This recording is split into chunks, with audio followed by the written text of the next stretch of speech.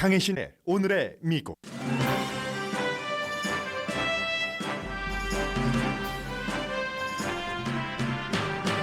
아베 신조 전 일본 총리가 암살당했습니다. 내일 치러질 선거 유세 연설 도중 용의자가 조립한 총으로 암살했는데 범행 동기는 용의자가 특정 단체에 대해 원한을 품고 있으며 아베 총리가 해당 단체와 관련이 있다고 생각한다는 진술을 했다고 아사히 신문이 보도했습니다.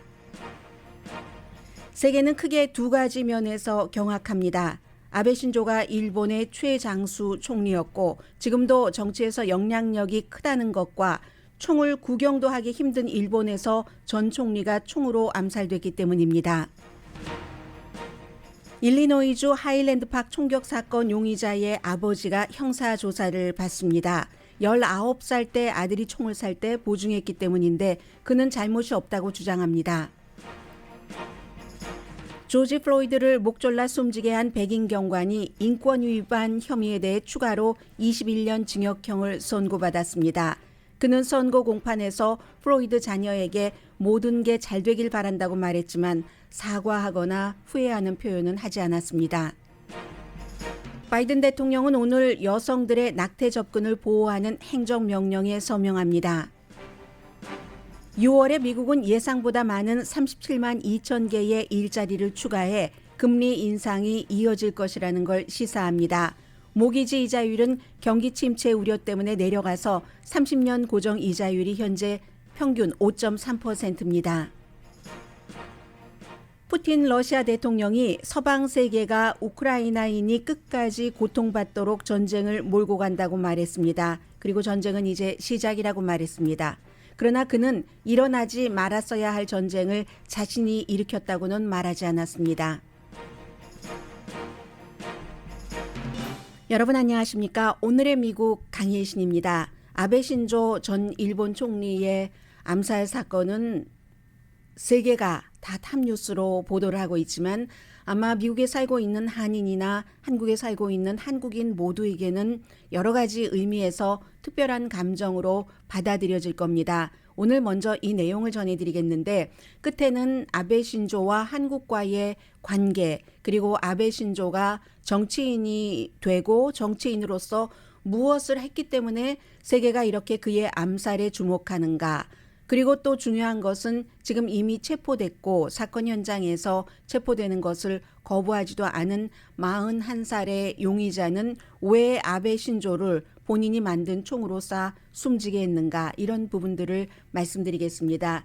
세계사의 또 하나의 장이 덮여지는 것인지 아베 신조 이후에도 기시다 후미오 총리를 중심으로 일본의 지금 정치 기류가 한국과 연관해서 본다면 그대로 가는 것인지 미국도 마찬가지입니다. 아시아에서의 강대국인 일본과 관계가 아주 좋았기 때문에 미국 대통령들로서는 역대 대통령 모두 가장 최근에 바이든, 트럼프, 오바마 그 이전까지 편안하게 일본과의 관계를 유지할 수 있었습니다. 이런 것도 지금 영향을 미치게 되겠고요. 기본적으로 어제 저녁에 저는 잠자기 전에 아베 신조가 총에 맞았다 하면서 그 하얀 셔츠에 피가 묻은 채 바닥에 누워 있었고 사람들이 왔고 병원에 실려갔다 했는데 5시 오후 5시 로스앤젤레스 시간으로 새벽입니다. 그러니까 숨졌습니다. 새벽에 일어나 보니까 이미 그 숨져 있었습니다. 그래서 이 자위대 그 해상 자위대 2년 9개월을 해상 자위대원으로 있었던 용의자가 스스로 만든 총으로 암살했다는 얘기인데 그 총을 보니까 뭐 검은색, 짙은색, 검은색인지는 모르겠습니다만 짙은색 덕테이프로 많이 붙여져 있었습니다. 총기 규제가 너무너무 강해서 뭐 1년에 만약에 총기 사건으로 숨진 사람이 몇 명 안에 손가락 안에 꼽는 그런 일본에서 일어난 일이기 때문에 너무나 충격이었고 더군다나 미국은 최근에 총격 사건이 많이 발생하기 때문에요.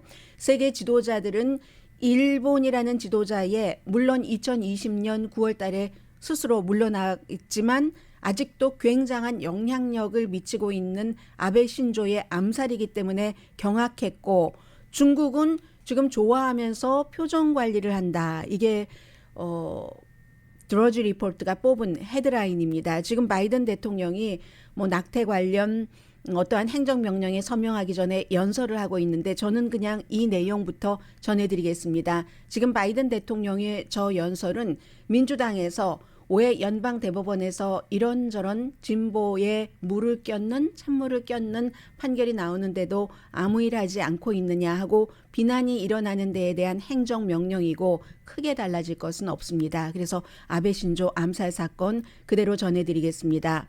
나라 지역에서 일요일이니까 일본과 한국 날짜로는 내일이죠. 참의원 선거가 있습니다.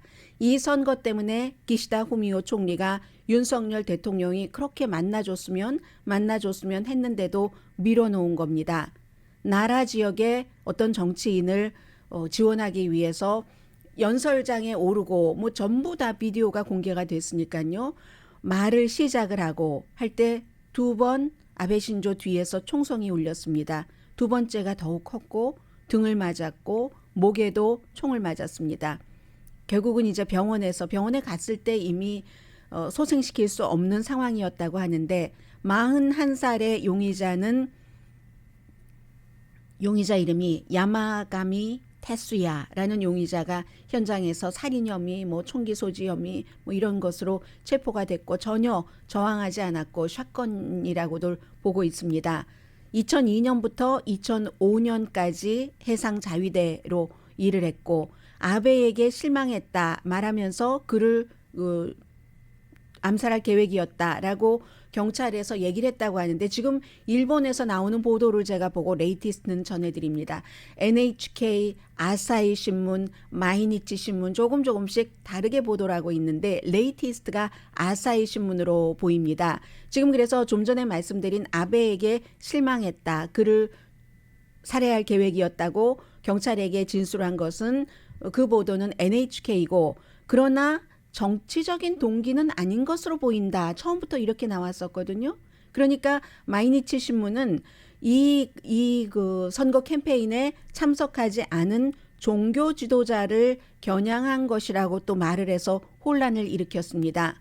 그 뒤에 제가 들어오기 전에 그 레이티스트로 본 것은 아사히 신문입니다. 아사히 신문에서 용의자가 특정 단체에 대해서 원한을 품고 있고 아베 전 총리가 이 단체와 관련이 있다고 생각한다. 이렇게 경찰 관계자에게 얘기를 했답니다. 41살의 용의자는 그 지역 나라에서 공립학교도 나왔고 학교 졸업 앨범에는 미래에 뭘 할지 잘 모르겠어 하는 글을 남겼고 2020년도에 제조회사를 다니다가 5월 달에 이제 직장 관계자에게 지쳤다, tired라는 표현을 하고 6월 달에 그만뒀답니다. 그리고는 이 총을 그럼 본인이 어떻게 만들었는가? 미국처럼 총이 흔한 국가도 아닌데 일부 기간 동안에 총도 쏘고 조립하고 분해하는 총을 조립하고 분해하는 방법을 배웠다고 뭐 일본 보도는 이렇게 나오는데 잘 모르겠습니다. 아직 이제 사건 초기이기 때문에. 그리고 그의 집에서 다른 무기도 발견이 됐답니다. 해서 가장 오랜 동안 총리를 한 아베 신조 67세밖에 안 됐고 2006년도 그리고 이제 그 뒤에 한번 뭐 거의 자민련이 민주당에게 망하고 나서 한참 있다가 또 민주당이 정치를 너무 못하니까 컴백을 했죠. 2012년부터 2020년까지. 그렇기 때문에 마지막 부분에 전해드릴 것은 아베 신조 일본 총리는 이명박 대통령, 박근혜 대통령, 그 이전에 노무현 대통령 때도 겹쳐지네요. 문재인 대통령까지 한국의 역대 대통령 이제 4명을 같이 경험을 했었던 그런 사람이고 지금부터는 무척 많은 매체가 아베 신조 암살에 대한 기사를 쏟아내고 있습니다. 제가 봤더니 뉴욕타임즈의 말하자면 사망 기사가 가장 좀 길기는 하지만 심도 있는 것 같아서 인용을 해드리겠습니다. 대부분이 이제 이와 일치를 합니다.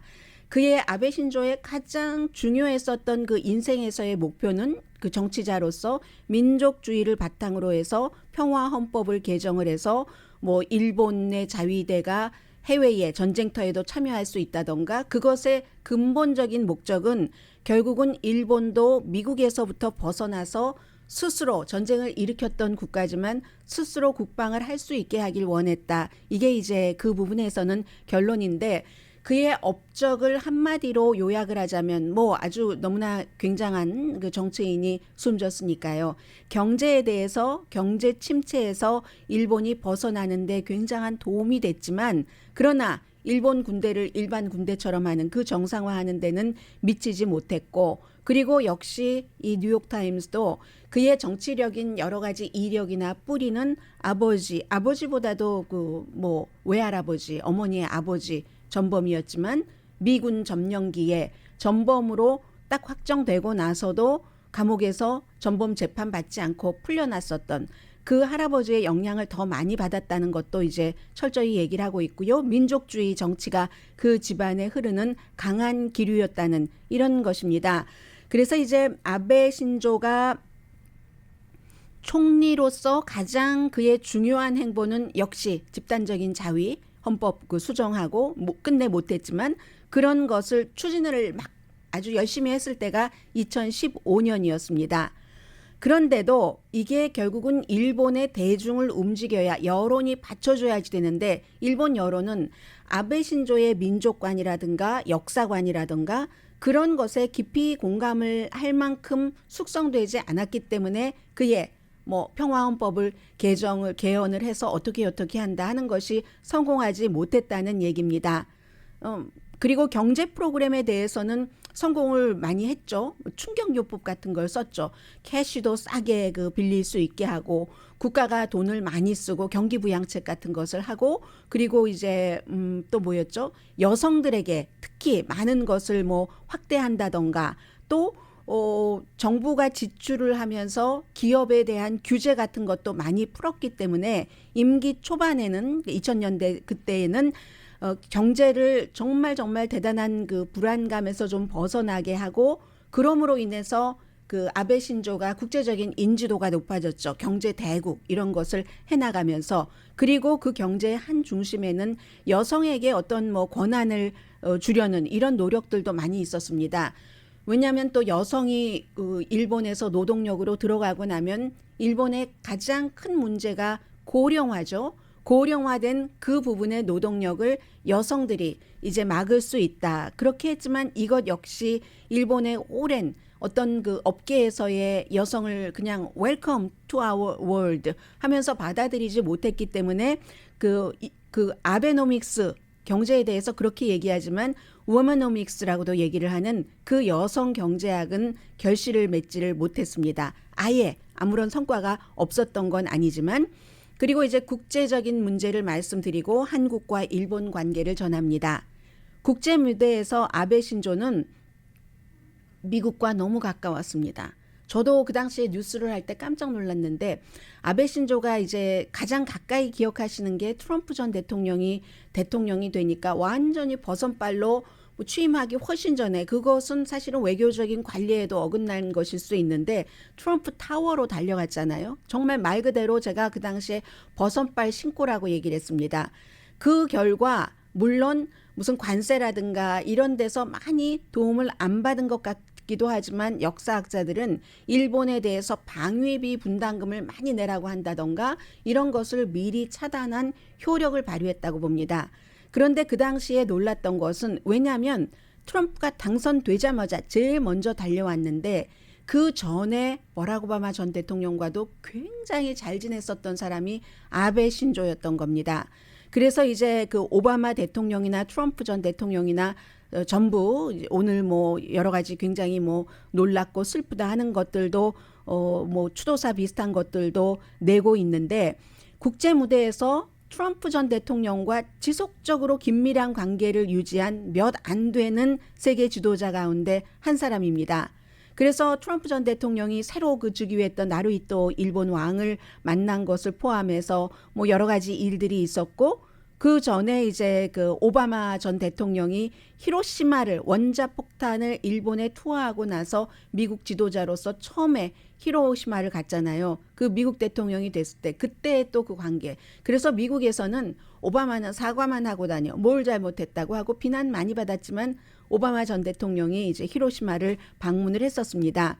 그 뒤에 트럼프가 그 TPP 환태평양 그 무역 기구 여기서 탈퇴한 이후에 아베는 다른 국가들과 그걸 열심히 그 상태를 유지를 했었고 블라디미르 푸틴 러시아 대통령과도 수십 번 만났습니다.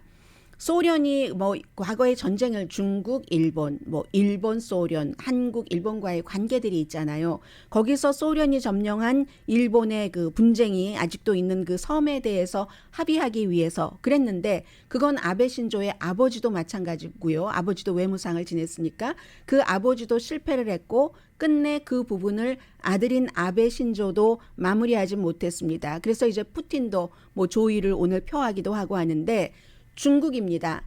중국과는 아주 냉담한 관계를 몇 년 유지하다가 시진핑이 2018년도에 시진핑 중국 국가주석과 만나면서 조금 따뜻한 관계 이런 것을 갖기 시작했죠. 제가 지금 뉴욕타임스에 말하자면 그 사람이 숨지고 나서 쓰는 기사가 뭐죠? 영어로는 생각이 나는데 갑자기 한국말로는 생각이 안 나네요. 그 기사를 전해드리는데 맨 마지막을 역사는 가혹하다라고 소제목을 붙였습니다. 주로 한국과의 관계입니다. 아베 총리가 전 세계적으로 무역 같은 것을 하기 위해서 노력을 했고 하지만 항상 이 사람 마음속에는 민족주의, 무슨 헌법 개정, 뭐 자위대의 역할 이런 것이 가득했기 때문에 2012년도에 이제 재집권하고 나서요.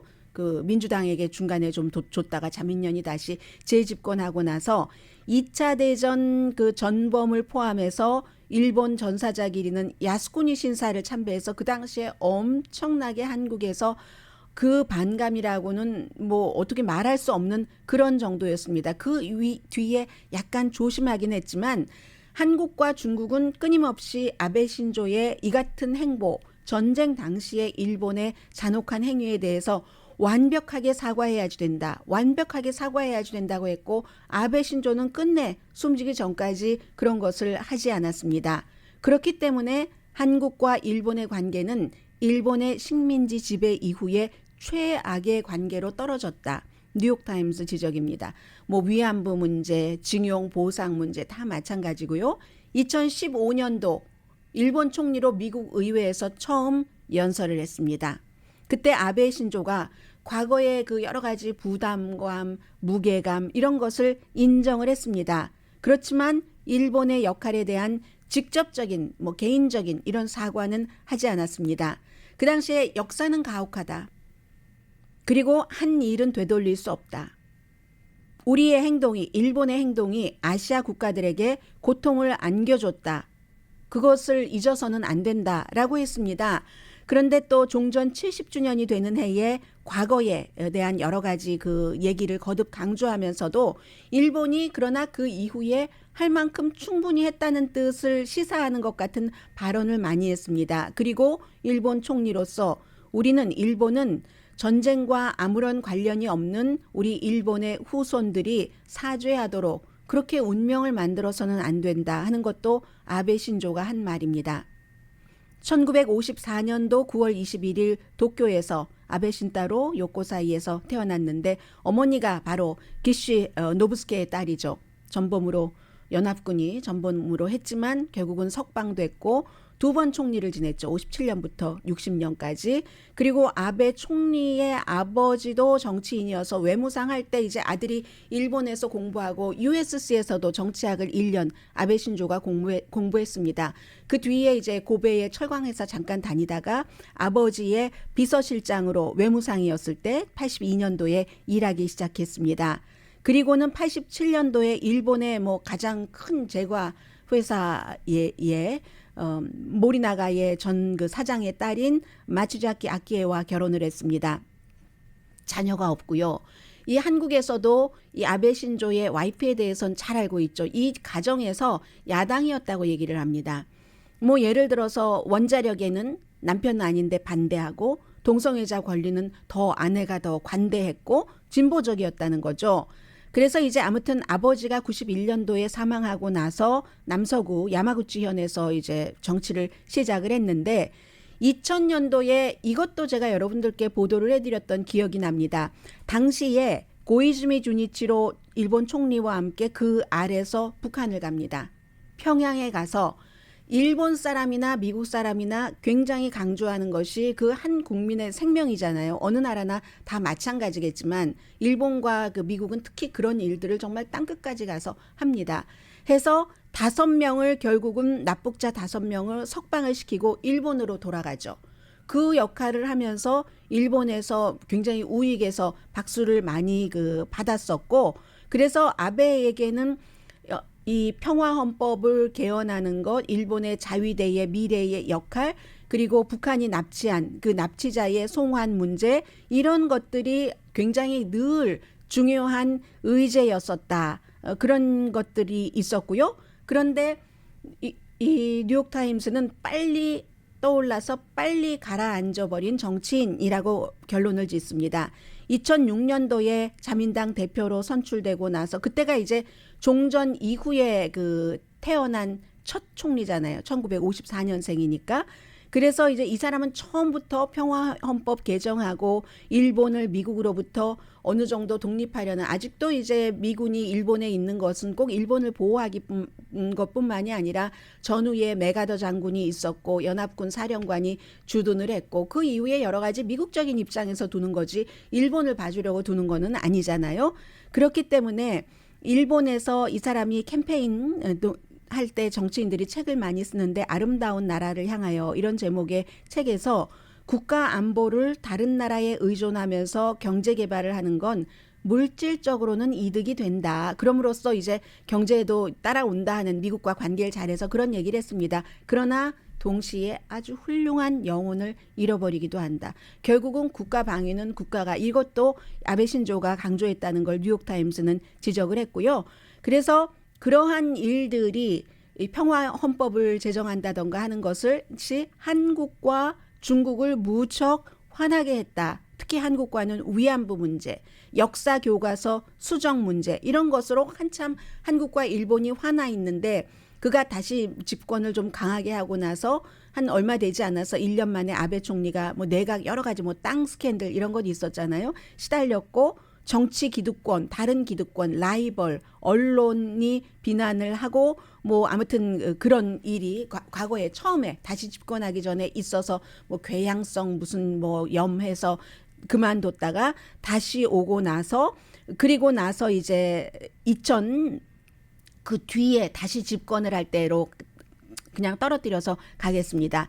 다시 집권을 했을 때는 첫 번째 집권에서 그 어려웠었던 그 부분에서 몇 가지 교훈을 얻어서 경제에 더 많이 몰입을 해야지 되겠다. 유권자의 마음을 살려면. 그렇게 해서 이제 잃어버린 그 10년에서 일본을 밖으로 나오게 했고, 조금 첫 번째 2000년대 2006년 그때보다는 유연해지고 실용적이 됐다라고 지적을 합니다. 그러나 끊임없이 이 사람의 마음속에 있었던 것을 실행하기 위해서 국방비를 증강하는 이런 것들도 했고, 2016년도에 총선에서 압도적인 승리를 했습니다. 그리고 이제 국제사회에서의 많은 역할 같은 것도 했었고요. 해서 2016년 선거에서 유권자가 자민당과 그의 주변에 의석의 3분의 2 이상을 줬습니다. 이론상으로는 그 당시에 헌법을 개정할 수 있는 과반수 득표를 가지고도 남았죠. 그러나 앞서 말씀드린 것처럼 국민들은 충분히 아베의 민족주의관이나 아베의 그 같은 역사관에 완전히 동화되진 않는다는 거였습니다. 숫자상으로. 그래서 트럼프 당선 이후에 여러 가지 골프 치고, 골프도 져주고 넘어지고, 그리고 아첨이라고 표현도 합니다. 아첨도 하고 해서 많은 것을 얻어가기도 했지만 임기를 이렇게 가지고 가면서 어느 정도 변질됐다는 거죠. 여성에 관한 것도 많이 시행되지 않았고, 출산율은 여전히 낮고, 자연재해는 전임자도 자연재해가 있었지만 자연재해, 그리고 코비드 19 초기에 얼마나 이것을 잘 못했던가, 그런 것들 때문에 그의 민족주의적 의제가 활발하게 두 번째 다시 집권을 했을 때 펼쳐보지 못했다는 거죠. 물려받은 그런 잣대와 정치 환경으로 본인이 원하는 새로운 것을 하려고 하니까 실패했다는 겁니다. 변화에 성공하지 못했다는 거죠. 그렇지만 정치에서 물러나고 나서도 아베 신조는 상당한 영향력을 행사해서 스가 요시히데가 후계자였었잖아요. 관방장관이. 그리고 나서 아베 총리가 아주 강한 보수 성향의 여성을 타케이치 사하네를 일본의 최초의 여성 총리로 지명을 했고, 그런데 뭐 별로 인기가 없는 것 같으니까 또 기시다 후미오를 지지를 했고, 이러한 형태로 해서 내일 치러질 선거에서 나라에서 이제 그 선거 연설을 하던 도중에 아베는 암살을 당했습니다. 자, 여기에 대해서 바이든 대통령, 오바마 전 대통령, 뭐 트럼프 전 대통령 전부 마이 프렌드 하면서 너무 충격적이겠죠. 본인들도 지도자로서. 그리고 모두 일본과 미국과의 관계를 좋게 하는데 아베 신조가 얼마나 큰 영향력을 미쳤는가, 뭐 이런 얘기들을 했고요. 해서 트럼프 전 대통령은 세상에 정말 나쁜 소식이다. 그는 위대한 사람이고 지도자인데 그 아베가 얼마나 위대하고 훌륭한 지도자인지 아는 사람이 별로 없다. 뭐 아베 신조 크게 그리울 거다. 그와 같은 사람 없다. 굉장히 잘해줬잖아요. 오바마 전 대통령은 충격인데 그 미일 동맹에 헌신을 했다라고 얘기를 했고요. 바이든 대통령도 마찬가지로 마이 프렌드 하면서 일본과 그를 아는 모든 사람들에게 비극이다 했는데, 중국을 말씀드리겠습니다. 중국은요, 지금 아베 총격에 대한 민족주의적인 열광을 진정시키려고 노력을 하고 있다는 겁니다.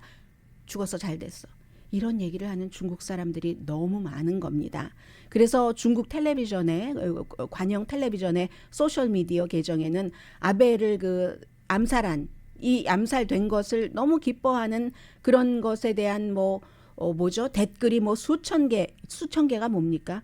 또 좋아요는 21만 개가 달렸고, 이제 축하해야지 돼. 이런 것을 중국 정부로서는 또 지금 자제한다고 하고요.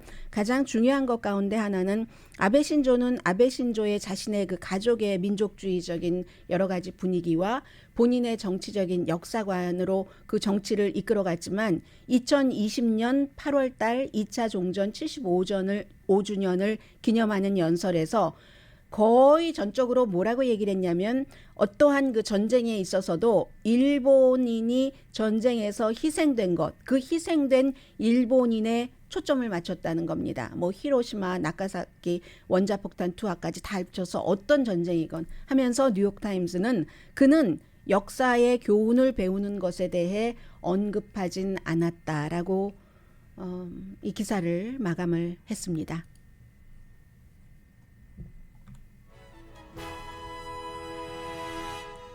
잠시 뒤에는 총과 관련된 것, 낙태와 관련된 것, 그리고 또 인종과 관련된 미국 뉴스 전합니다. 라디오 서울 방송 오늘의 미국 듣고 계십니다. 네, 며칠 전에 발생한 일리노이주 하일랜드 파크에서의 총격 사건의 아버지가 지금 형사적인 그런 문제로 조사를 받는데, 이 부분은 이제 총을 갖고 있는 아들을 과 함께 산 아버지에 대한 해당되는 얘기입니다. 이 아버지는 총격 사건이 일어나고 나서 우리 아들 총격 사건을 일으킬 것이라는 어떠한 암시를 했다던가 위험성이 있었다던가 이런 게 전혀 없다고 얘기를 했었습니다. 그런데 2019년도 아들이 총을 살 때 19살이었기 때문에 일리노이주에서는 이제 총기 사는 것 신청하고 뭐하고 하는 게 그 당시에 이제 21살부터 혼자 할 수가 있고 19살은 말하자면 보증인인 거죠. 우리가 뭐 자동차 살 때 코사인한다 하는 형태로 해서 아버지가 당시에 코사인을 했답니다. 예를 들면 보증을 한 것인데 서명을 했는데, 그 서명을 하는 사람은 만약에 그 총기로 인해서 어떠한 그 불의의 사건이 발생했을 때 그 사건으로 인한 피해에 대해서도 책임을 진다 하는 것까지 다 안고 있는 거죠. 자동차 살 때 우리가 뭐 코사인하는, 집 살 때 그런 것처럼.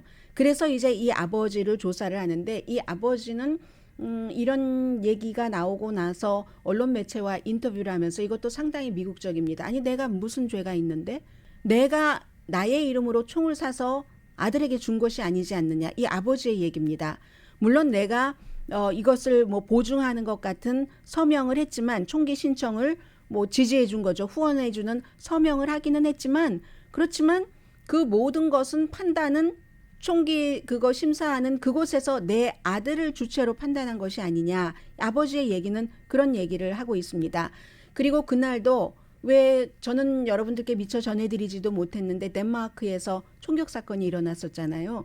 그 총격 사건에 대해서 아버지랑 같이 사니까 그리고 이제 어머니 집에 가서 어머니 자동차 빌려서 위스콘신의 메디슨 카운티의 다리 그 메디슨에서 또 총격 사건을 저지르려고 하다가 다시 일리노이로 돌아와서 체포가 된 건데 아버지와 같이 사니까 그날 아버지와 아들이 덴마크 코펜하겐의 그 총격 사건에 대해서 얘기하면서 아들이 아버지에게 총격범을 바보 같다고 스투핏하다고 그런 일을 저질렀다고 했다는 겁니다. 그러니까 아버지는 위험하지 않았다는 것이고 아버지와 아들, 어머니와 아들 그 부모와 자녀 사이에는 여러 가지 알 수 없는 일들이 많이 있잖아요. 어떤 땐 부모에게 안심하라 하는 뜻으로 아주 선한 마음만 가득하고 불안한 마음이 없는 모습을 보인다던가 등등 해서 그 상황이 어땠는지 모르지만 아침은 그랬답니다.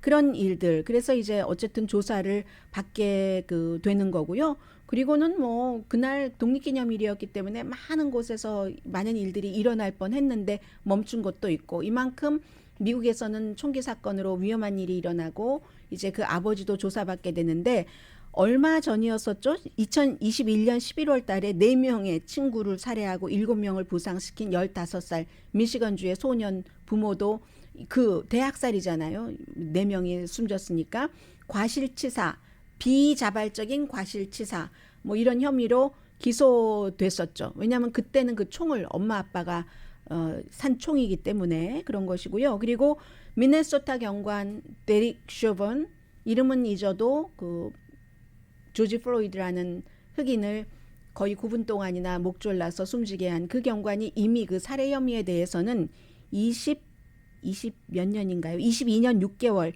형을 선고받아서 복역 중인데 어제 그의 인권, 살해와 떼서 그의 인권과 또 그 몇 시간 전에 14살 흑인 소년에게 무슨 완전히 그 흑인 소년이 나중에 증언을 하는데 나를 인간으로 보지 않았다. 완전 동물로 인간이 아닌 것처럼 취급을 했다. 무슨 프레쉬 라이트 같은 것으로 막 때리고 이랬다는 거예요. 그래서 그 두 가지 그 두 사람에 대한 인권 위반으로 추가로 21년 징역형을 선고받았습니다. 46살인데요. 데릭 쇼번이. 가장 그런 혐의에 대해서는 낮은 형량이랍니다. 최저 20년에서 최고 25년 경찰이 누군가의 인권을 위반을 했을 때 그렇게 된다는 거고요. 그리고 이미 이제 감옥 생활을 하고 있고요. 이 데릭 쇼번이 프로이드의 가족들에게 어제 선고 공판 그 직전에 말을 할 수 있는 기회가 있었는데 그 칠드런이 내게 모든 일이 잘 일어났으면 좋겠다. 딸 기억나시죠? 아빠와 같이 사진 찍은 잘 됐으면 좋겠다라고 했지만 사과를 한다던가 후회를 한다던가 그런 표현은 하지 않았습니다.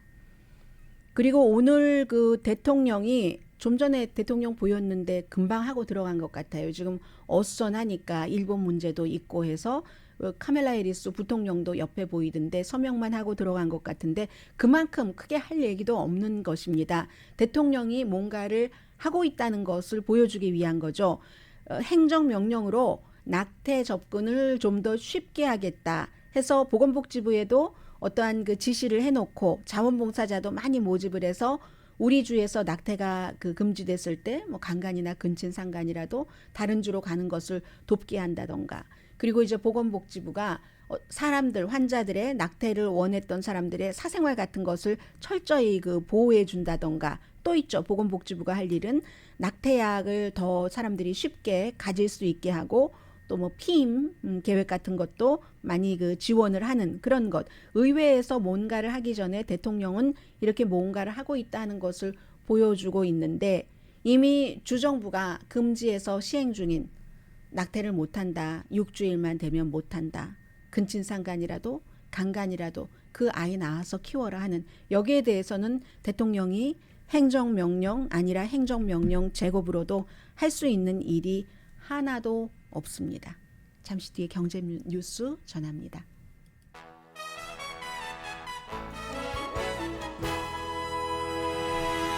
라디오 서울 방송 오늘의 미국 듣고 계십니다.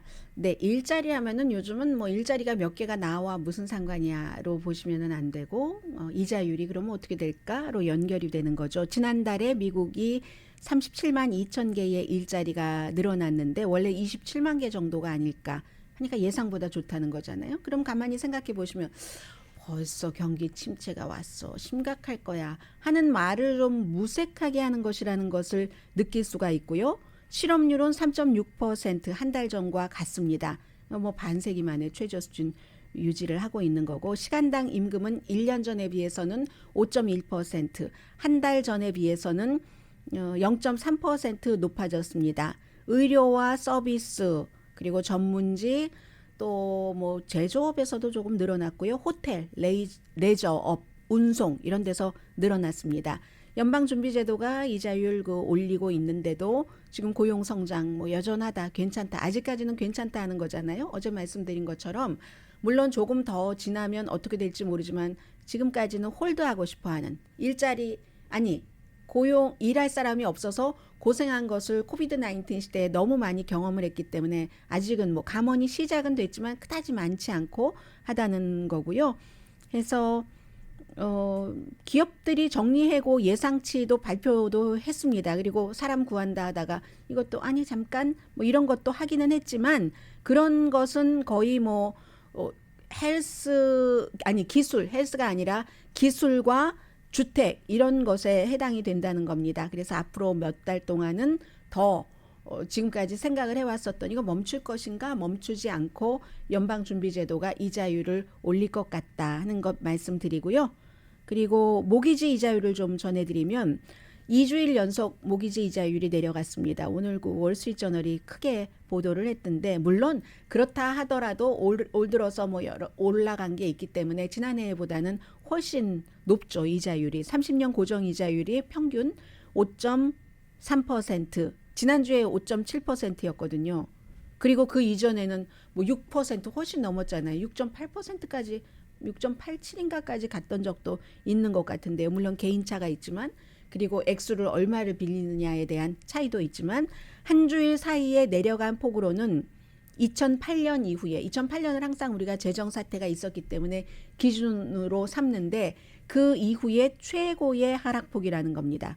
이번 주에 5.30%, 지난주에 5.70%였으니까는요.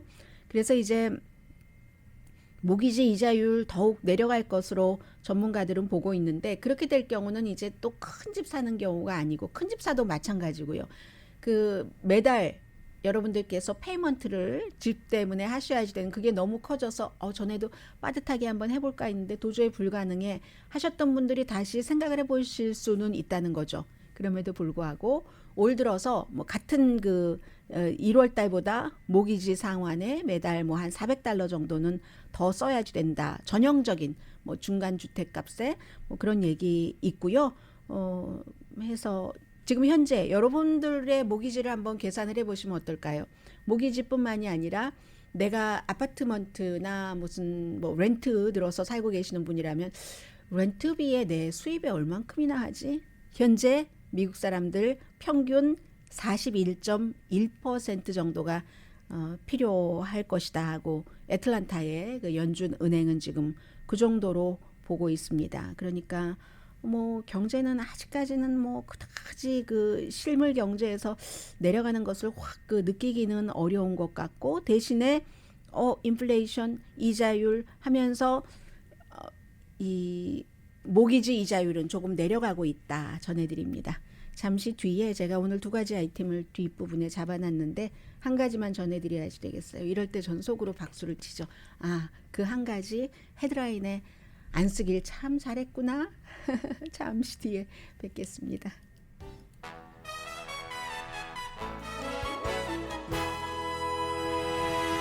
라디오 서울 방송 오늘의 미국 듣고 계십니다.